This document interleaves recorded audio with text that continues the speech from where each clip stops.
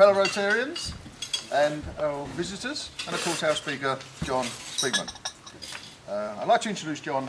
I've had the opportunity to sit and listen to the wealth of experience already and knowledge of the Tilbury docks and also involved with the Chatham docks, I understand as well.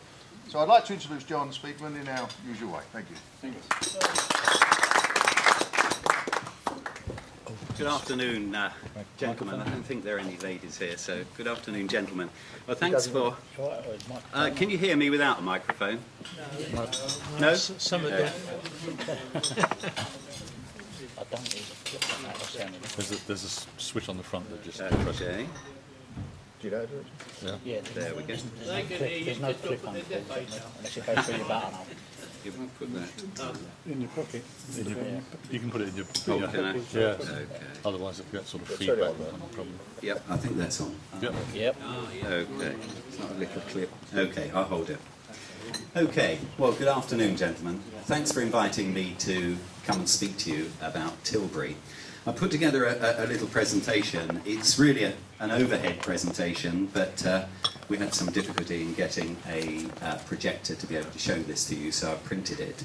What I wanted to do today was give you an overview of our company, and you'll see from one of the slides that Port of Tilbury is part of the Forth Ports Group. And I'll talk about that a little bit more later on.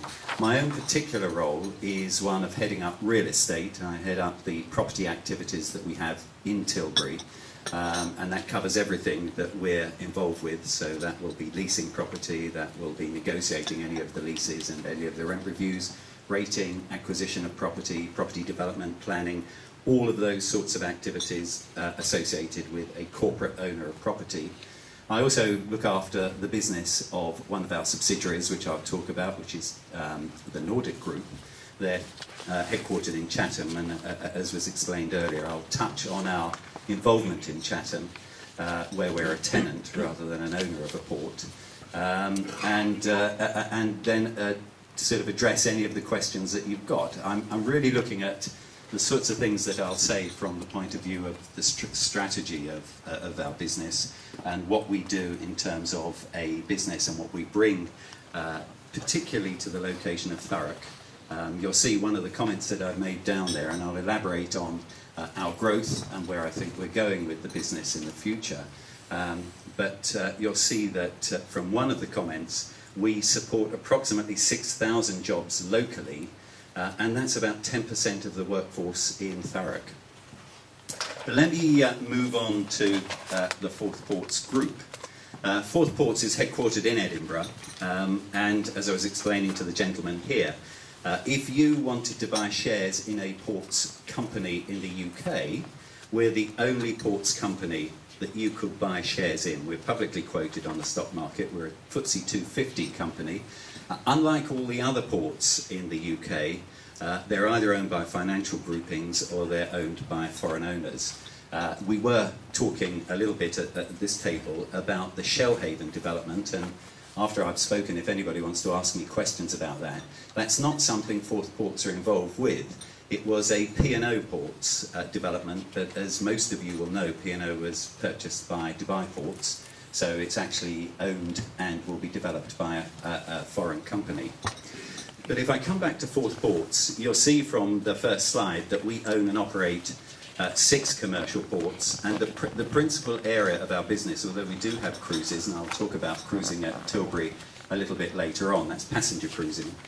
Fundamentally, we're involved with cargo, and we're involved with cargo handling activities. We do have a number of subsidiaries.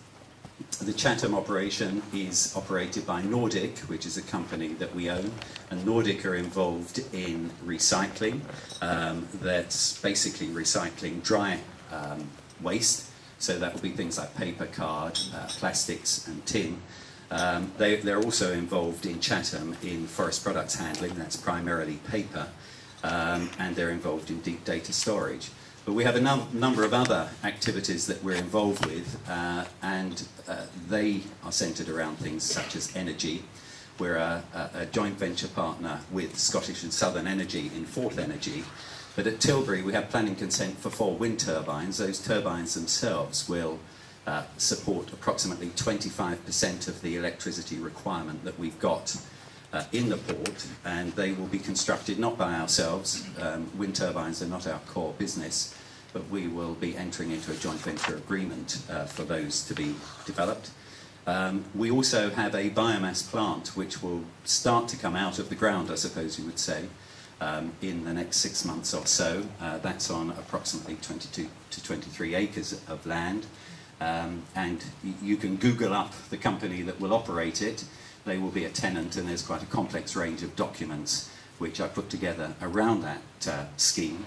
That's got planning consent. It got planning consent from the government through DEC, the Department for Energy, etc. And that scheme will be sufficient. It's about 60 megawatts, which in ordinary language will be able to light about 100,000 homes.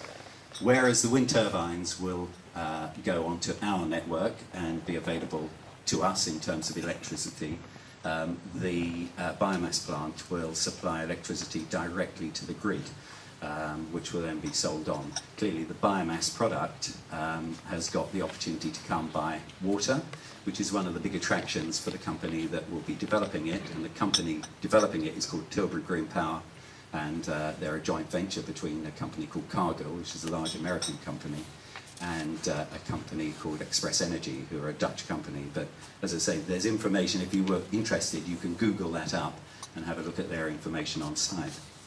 But if I come back to the Forth Ports Group, as I say, we're headquartered in Edinburgh. We own and operate about 6 commercial ports. We've owned Tilbury for about 14 years, or more than 14 years. I've talked about our public quoting, and I've got some company accounts for those that would like to have a look at our annual statement. There are a few on the side over there. But a couple of the highlights are that our operating profit last year was about £22.5 million, and our revenue was about £90 million. On the next page, I've got a little summary of really the ports that we own. And as you can see, we've got a significant number of ports that we own and operate in Scotland. We own and operate Port of Tilbury in Essex, and then we also have the operation in Chatham. We don't own Chatham, let me stress that. That's owned by a company called Peel Ports, and we're a tenant there. We also have offices elsewhere in Chatham where we're headquartered. But that's via our Nordic group. If I then move on to Tilbury itself, I've got a couple of slides in here, and I think I'll probably move to the site map if I can. This is a mystery presentation, as it were. Looking at the site map, you've got the areas of our port. I've got one area which is marked in sort of turquoise, I think it is, which is about 750 acres. That's what I think most people would have associated with Port of Tilbury. That's the original port, which was the PLA property that was privatised in about 1991. Since that time, and since the ownership by Forth Ports, and Forth Ports have intensively managed freight going through Tilbury. We've developed the 65 or 66 acres on the outside. That's outside the Freeport area, and the 65 acres that you can see bounded by green comprises a 200,000 square foot warehouse and haulage depots, and also some car storage areas. For anybody going down to Tilbury, one of the things that you will notice are, in particular, although we have Land Rovers and various other vehicles that go out of Tilbury, we are the principal import point in the UK for Hyundai vehicles. That's Hyundai cars, as well as Hyundai high and heavy being the road moving equipment, but Hyundai cars being the sorts of cars that you and I see on the road. And as a sort of a fact, whether it was by design, whether it was good luck, or whether it was a bit of a fluke, when we formed the relationship with Hyundai, it was a powerful relationship, and we all know that the car industry has had a pretty difficult time over the last 2 or 3 years with the recession. But curiously, Hyundai, and I think it's partially to do with their pricing, partially to do with their warranties. And I'm not here to sell you Hyundai cars. You know, I'm here as the estate manager of Port of Tilbury. But they've actually seen their market share grow. And even now we're seeing, you know, lots of units coming into Port of Tilbury for handling. But you're seeing the vessel that's bringing these vehicles in, which will contain 6,000, 7,000, maybe 8,000 units. And most of those units are pre-sold. Certainly last year, virtually every vessel that was coming in, as the cars were unloaded, all those cars were going straight to the dealer and they were going straight to the consumer at the end. What you have seen is a shift in the balance of vehicles. So perhaps 3 years ago you saw a significant number of 4x4s and larger vehicles. At the moment, you would see, and certainly a year ago, you would have seen them all being the I-10s and I-20s, so the smaller vehicles coming in, and particularly with the scrappage scheme, they were very, very popular.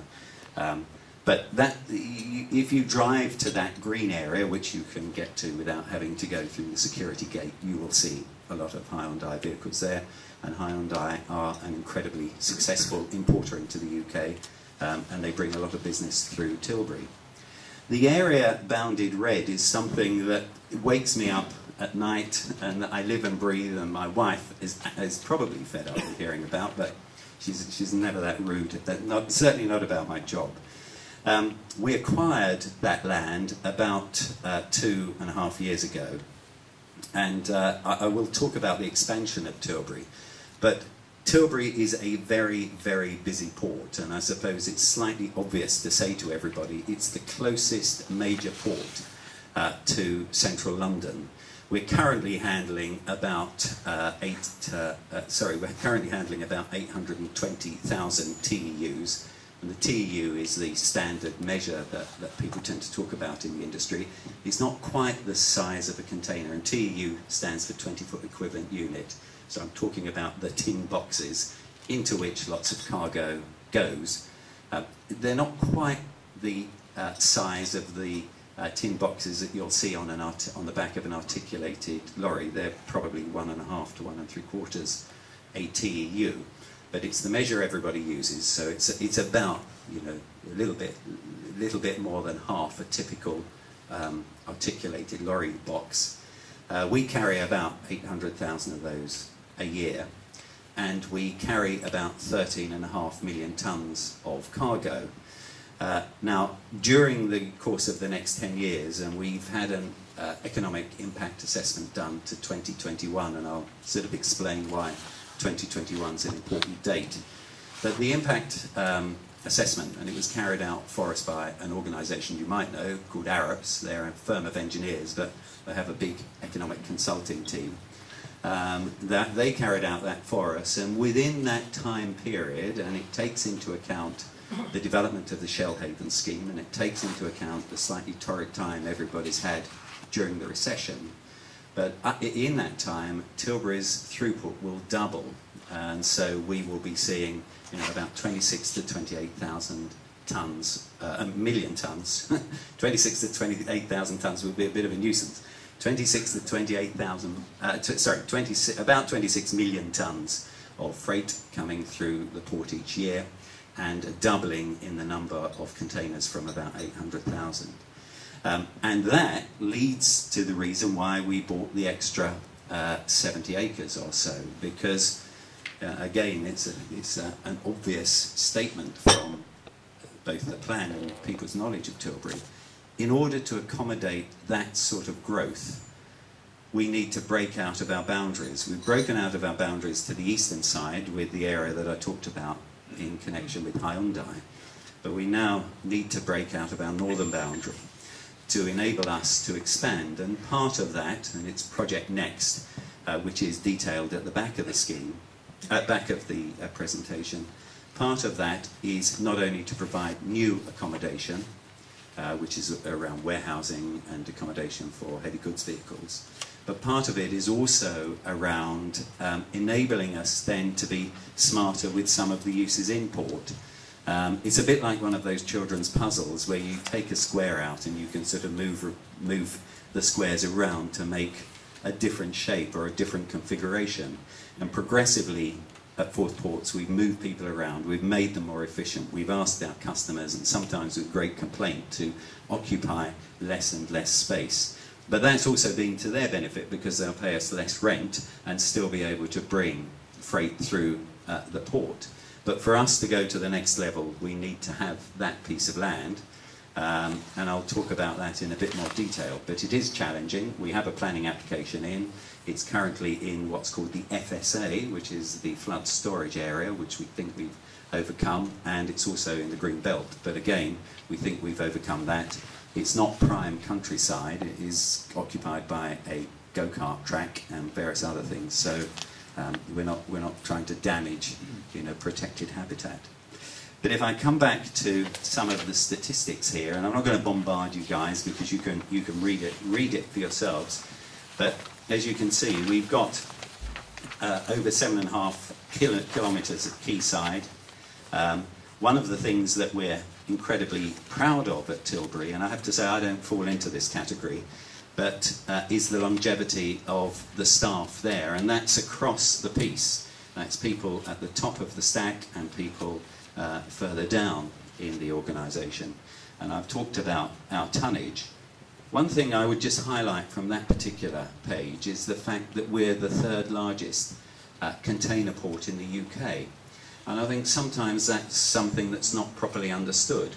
At the top of the tree, you've got people or organisations like Felixstowe with their association with Maersk, the biggest shipping company in the world. You've also got Southampton. Away from ourselves, the market is quite small, so we're one of, if you like, one of one in an area in the market on our own. But we are the third largest container port. We have both short sea container services, which by their very nature are coming from Europe, and then we have long deep sea or the containers that come from further afield. There are two parts to our container business, and without sort of going through it in too much detail, short sea we normally run ourselves with our own stevedoring. The deep sea container business, which is on the riverside berths, is a company called Tilbury Container Services. I'm the landlord for that bit. They have a very large piece of land to manage the containers, but TCS, as it's known, is also a three-way split, and we own a third of it. Associated British Ports, which is owned by a number of financiers, own a third of it, and also DP World own a third of it. But together, both the short and the deep sea container businesses make our container business the third largest. And to some extent, one of the things, and I'll talk about Tilbury as being one of Britain's greenest ports, or Britain's greenest port, is the fortune that we have by being so close to one of the biggest markets in Europe. It is very cost effective to get your products as close as you possibly can to your eventual consumer. It's also very environmentally friendly to get those products close to the consumer. On the deep sea container terminal, you would see a lot of what are called reefers. Those are basically refrigerated containers, so they contain foodstuffs for the London market. But elsewhere in the port, you'll see lots of bulk products, and the bulk products are things such as grain and its scrap and its aggregates and cement and other things. And again, that's destined for the London market. We have one of the biggest cement companies in the world, Cemex, which is the cement company of Mexico, and I've mentioned their name, so you'll see all the Cemex vehicles all over the road now. They've done two things. First of all, they wanted to be in Tilbury with their batching plant because they could bring the product as close as possible to the market and then truck it just a short distance into London. But they also wanted to consolidate their activities, and sometimes in another area which isn't in port, a cement batching plant might not be so popular, but it works very well in the port. We haven't quite seen the tonnage throughput that we'd expected from them, but that's a function of the recession, and they will be gearing up their facilities further on as we go back into a period of sustained building construction. But just touching on some of the port operations, I've put a couple of paragraphs in there. You can see our major trade areas. we were talking at this table anyway about some of the so-called motherships, which are vast vessels full of containers. And I was trying to give a bit of an example. I used to work for Maersk at one time, and they're, as I say, the biggest shipping company in the world. In the UK, Maersk will bring into Felixstowe a vessel such as the Emma Maersk, which will contain 14,000 TEUs. We normally handle vessels of up to about 8,000 TEUs. The DP World scheme will rival Felixstowe. They'll be able to handle those very, very big vessels. But one of the issues is that our trade routes and where the products come for Tilbury are different to the routes for the very big vessels. The very big vessels fundamentally are going from Europe, the UK and North America to China, where fast-moving consumer goods are being manufactured. Whereas the trade routes that we've got are bringing fresh produce from maybe South Africa and other products from the Baltic, such as forest products. We have a very significant forest products business in Tilbury, and by forest products that will be wood as well as paper and as well as anything else that you can think that comes from trees, and biomass material. It also includes grain as well, and I've identified some of the products that come through in terms of grain, and there should be, on one of the pages anyway, I'm not going to flick through it all, how much we handle through the grain terminal each year. 1.4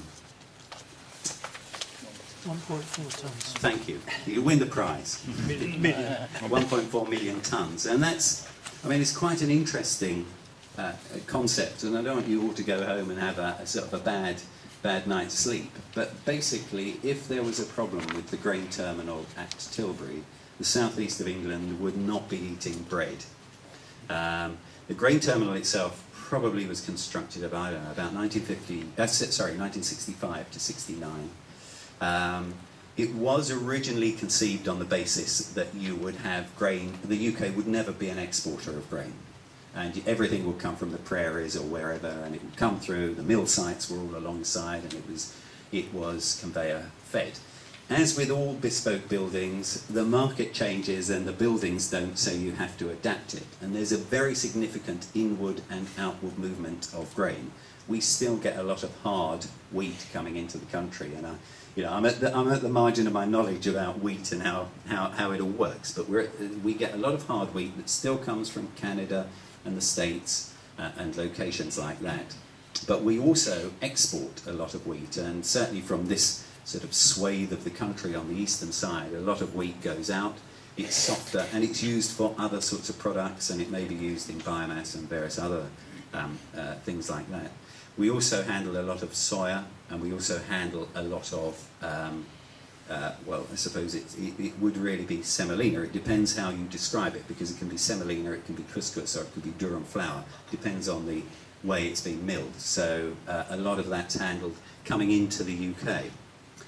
But if I move on, one of the factors, and it's the page, although I suppose I've gone all over the place in the presentation, it's the page with the reels of paper being handled automatically, and it's really that top comment, low cog. Now, low cog might mean something to you folks, or it might not. Basically, with the Olympic Games, there's the logistics organising group. So you could say for low cog, their job is to make sure all the ping pong balls arrive on time, all the javelins are there on time, all the Coca-Colas, all the paper cups.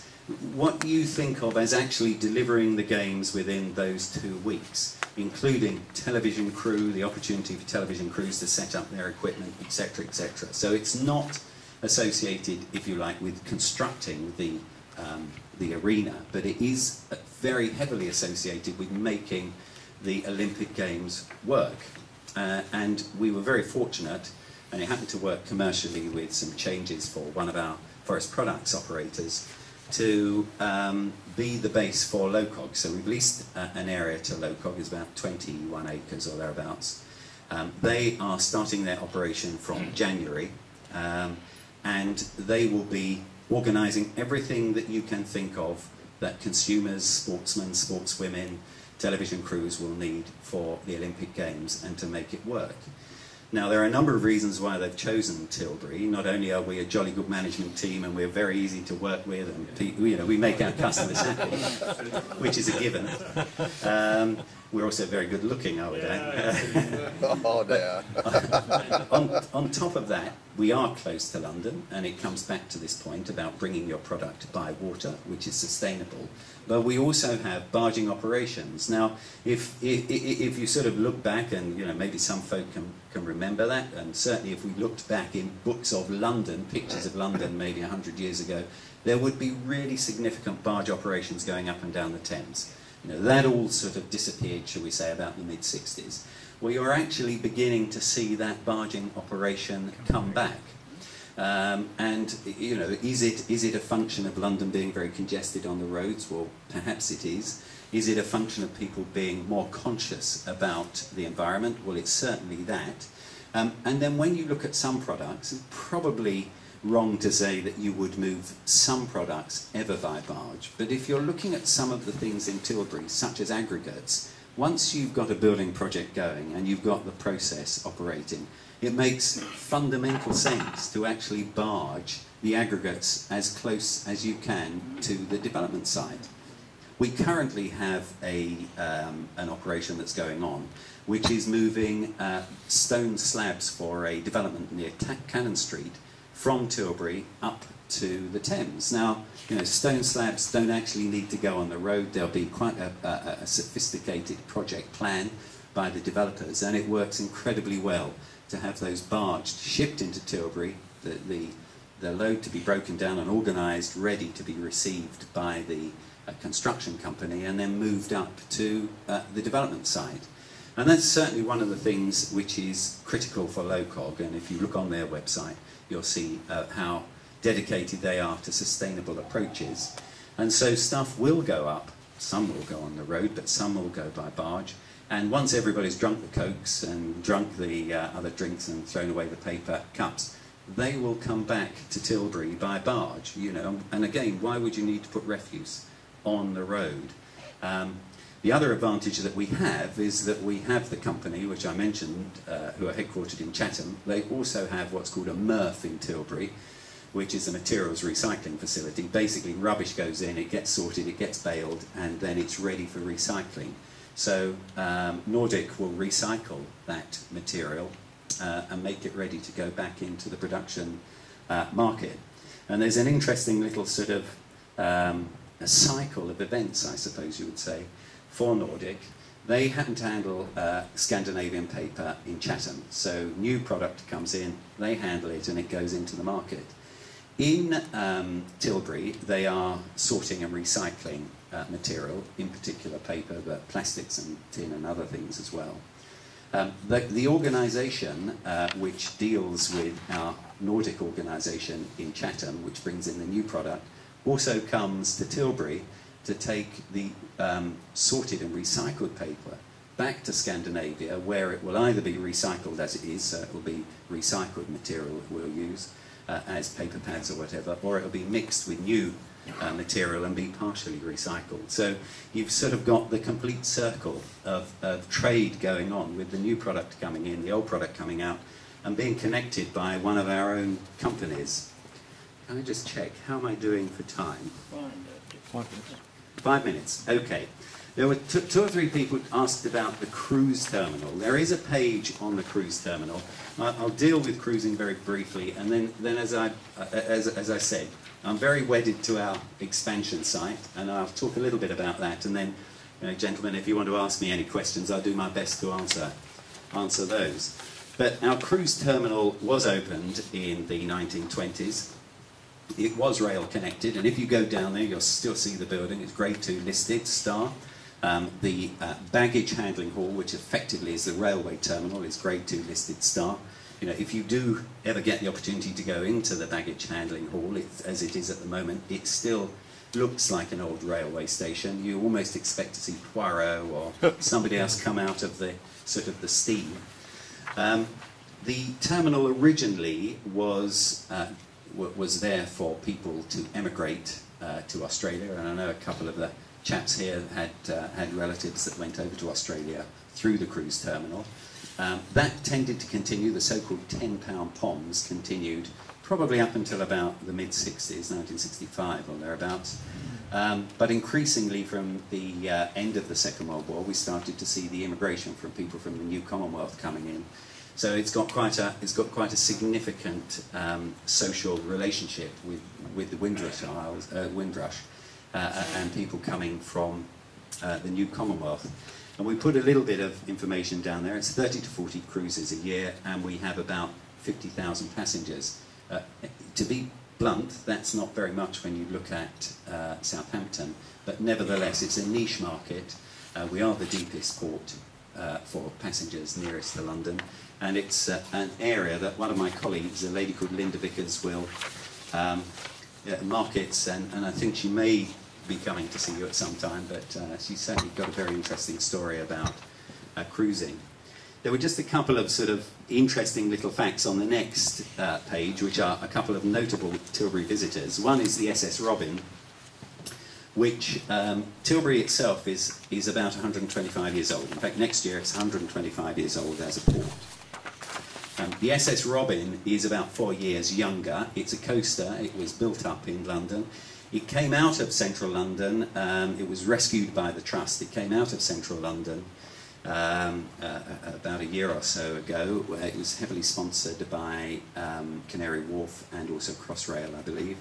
It went down to Felixstowe. They've done some refurbishment work. It won't ever float again. They took the view that as it was a riveted and plated ship, to actually put it back in the water would be too difficult. So it's within its own floating structure, which will also act as both a training centre and an exhibition centre and other things. I did disclose an interest because one of my children is on the board of trustees, so when the SS Robin was looking for a sort of a free berth for a year, the managing director was put under a bit of pressure, so he agreed that it could come into Tilbury for a year, and it's there, and then it will go on up to London, and it is a phenomenally interesting vessel. The other one, which has got sort of public interest, is one of the Radio Carolines. Now, I'm not an expert on Radio Caroline. I think there were two.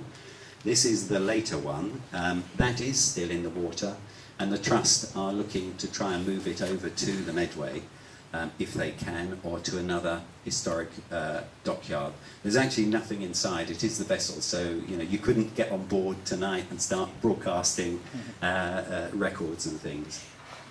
And then just sort of touching on the fact we are Britain's greenest port. I've talked about the biomass plant, I've talked about our wind turbines. One of the reasons that we are the greenest is that we are so close to the market. We can bring product to the market, we can barge product to the market. We've got 3 rail terminals, so there is a great deal of opportunity for product to leave the port by rail. We currently handle about 15 to 18% of our freight on rail at the moment, and that figure is increasing all the time. And I've also left a little booklet on the side as well about our credentials as the greenest port in the UK.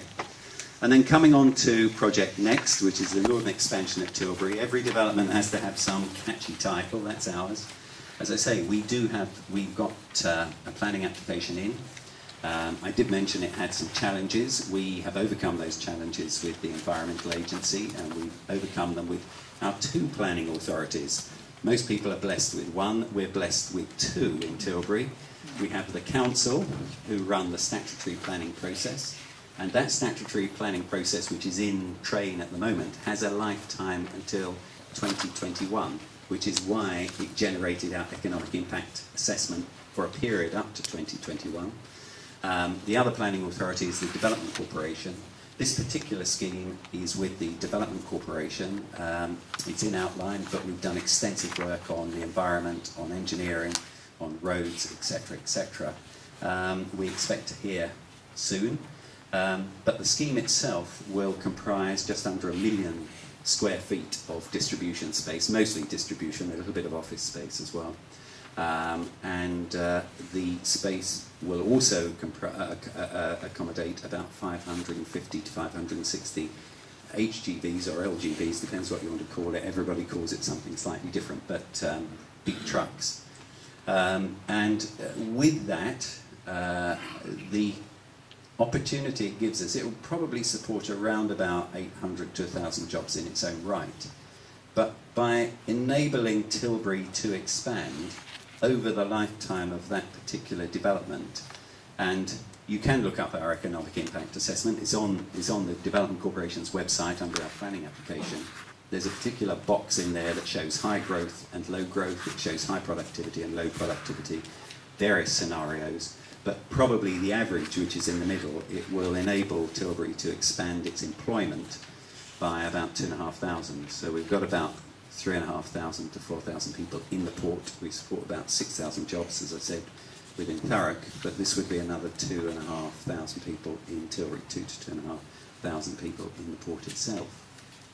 So I hope that's been sort of a useful overview, and you're all on the phone to your brokers to buy Port shares. I'll see the prices rise this afternoon. I'll go back and look at the price.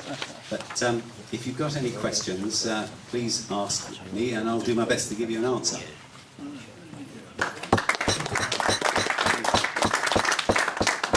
One thing that always puzzles me, I cannot see how anybody can justify barging as being green or beneficial. By definition, goods are produced in a factory. By definition, a vehicle takes them to a storage area. More vehicles are needed to put it on the barge. The barge then trundles up the road to where it's going, relatively short distances in this country. Another lorry travels up the river. Sorry, another lorry then comes to pick it up and take it to the point it's being used. You could use one lorry to do the whole lot. How could that be green? Well, I suppose it depends on your perspective. I think that, well, it will still depend on your perspective. I think, you have to, if the freight has arrived into the port by water, it will be unloaded, and it may be unloaded at the same berth that it gets barged from. So there will be handling. There will be handling. Well, it depends on the product. It depends where it's come from. It may be stored. I mean, one of the things about Tilbury is that it's not a location where we store product. It's really mostly in transit. Products coming in on a, not entirely, but mostly on a just-in-time basis. It's coming in and it's going out. It's in transit. So the product will come in and it will probably be close to the barge berth or at the barge berth, or the barge can come round and collect it from that berth. There's unlikely to be major lorry movements between the berth and between the point of delivery and the barge itself. You could take the view, well, if it's aggregates or if it's cement or whatever it's going to be, it will go onto a lorry and then move up to London, if you like, because it's fundamentally where the business is going. The alternative is to put it on a barge, which will have lower emissions. I mean, shipping in general has lower emissions than other forms of transportation. And depending upon where it is, it may well be unloaded at the point of almost consumption further up in London. So, for example, if you look at the Olympic site, the lock gates have been improved and the River Lee has been improved to actually try and get barged product as close as possible to the point of consumption. You may still have some movements, and that's perfectly valid by road, but I certainly think that if you take the view that barging won't improve either congestion on the road or emissions on the road, then it doesn't quite tell the whole story. So it depends what point of view you want to take, but I would still say that barging has got for some products, not necessarily for all of them, but certainly for bulky products. Presumably barging is one of the cheapest forms of transport. It is quite cheap, yeah. Once you've invested in the, if you've invested in the barges, etc., it's relatively cheap to keep it going. The question I was going to ask John was more or less adjuncts of those questions. I had somebody from the people who did the locks on the Olympic site talking about barges, and of course barge transportation is easier and quieter and better from a green point of view. Do you have any interplay between the British Waterways Authority? Are you Are you in conjunction with them, or do you have meetings with them, or what? To improve the barge situation? Well, I think we have meetings with all stakeholders. So we certainly have meetings with British Waterways. We don't work directly in conjunction with them. They have a set of objectives over their waterways throughout the UK. We will sort of facilitate as far as we can. I mean, we work with sort of haulage operations. We work with the government. You know, although we're a private company, you do need to have stakeholders. So we will work with all of those paths in the same way that we work with the railway companies. And certainly for the Olympics, we've worked closely with the whole of the Olympic development. And we will work with all the organisations as necessary. It has to be focused on our business. I mean, we're running the business of Tilbury, and if it's relevant to our business and relevant to the organisations in Tilbury and the products, then we will work directly with the British Waterways Board, and we'll work directly with any other supplier of services to ensure that there's a seamless connection between the routes from, possibly even from the routes of origin through to the customer base. So I think the simple answer is, yeah, we work with all the stakeholders as necessary. Yeah. May I ask the Speaker, your lorry movements at the moment seem to be quite high. Every 15 seconds. 6,500. Who's asking this question, Ken, me or you? What with that and your upgrades, you're going to nearly double your lorry movements. Then we're going to put the new deep water port at Shellhaven in. Are there any plans to extend or develop the road system to the M25? Well, I think the answer to your question is we have about 6,500 movements, and they primarily go on to the A1089. If you then said, I suppose, that in general other movements, other vehicle movements around there probably add a couple of thousand as well per day onto the 1089. The 1089 is currently running at only something like a third of its design capacity. So the connection between Tilbury and the A13 is way under capacity.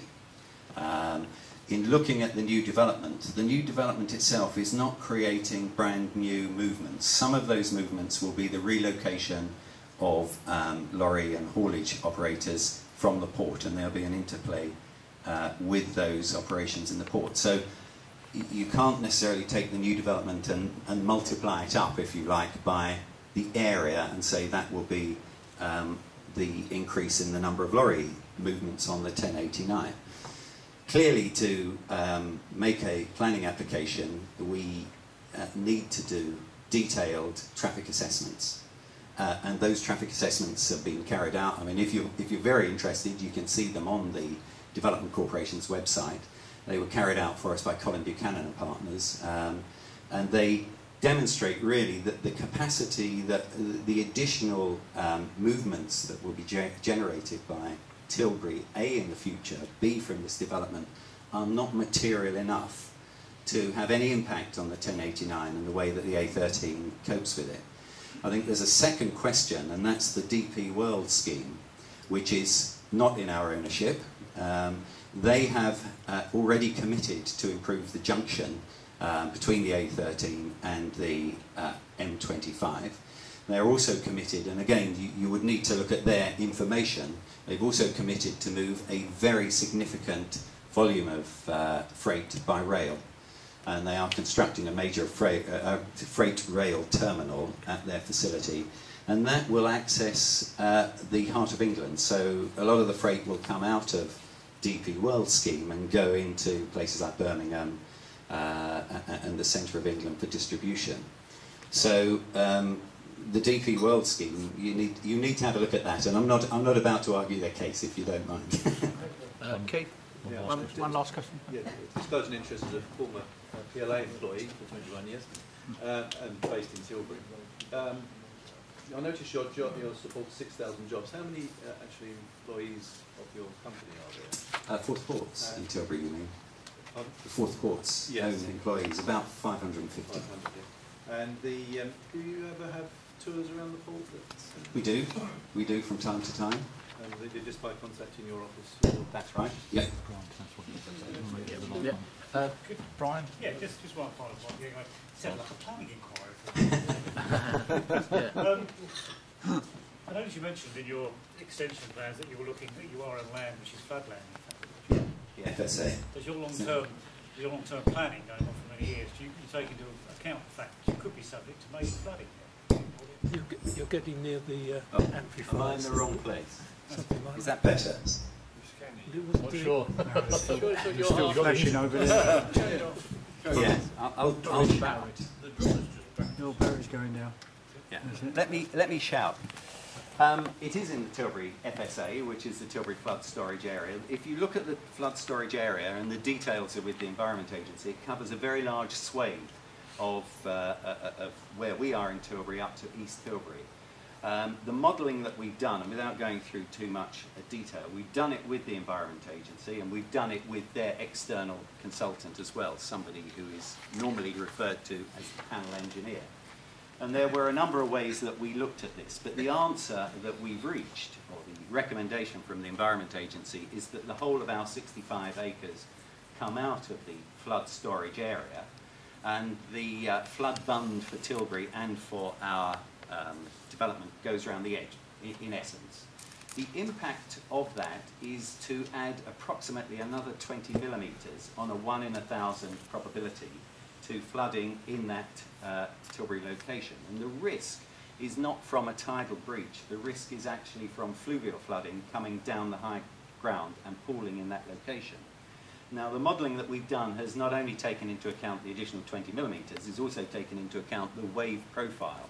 And I'll put up my hand. I never wanted to be a hydrologist, and I feel as if I've become one.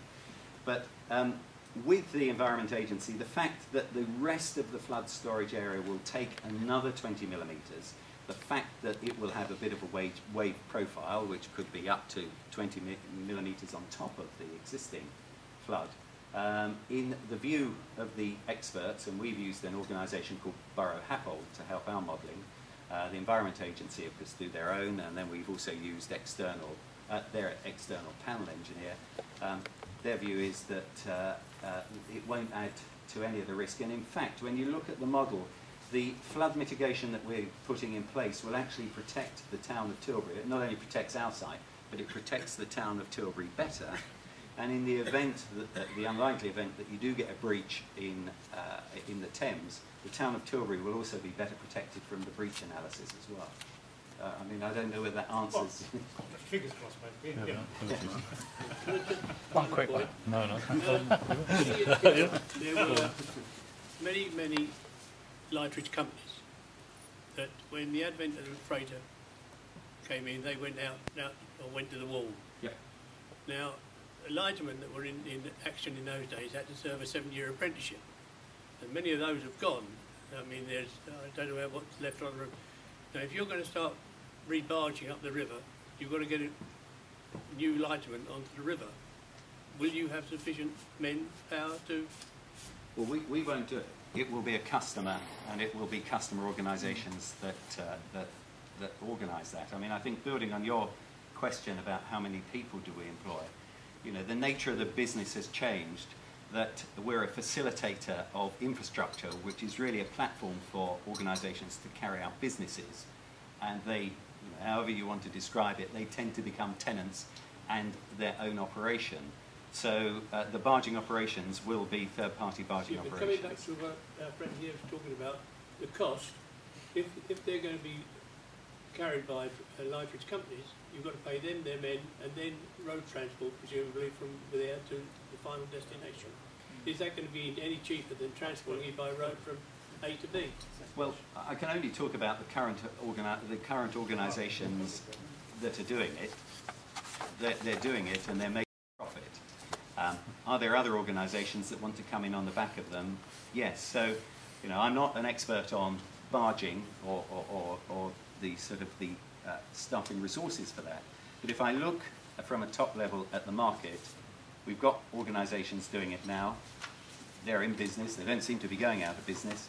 We've got other organisations that want to come in and do it. That would suggest to me that there's a business model that works. Thank you, gentlemen. John, it's in my capable hands, or incapable, whichever you prefer, to give a vote of thanks. I must say that it was a very interesting talk, and I think it's one that we could have took on quite a lot longer, actually, with the questions that you've had. So it was very interesting, and it was quite impressive, your knowledge of the ports, as well as, you know, how they were working. So on behalf of the club, I'd like to give a big thank you to you from the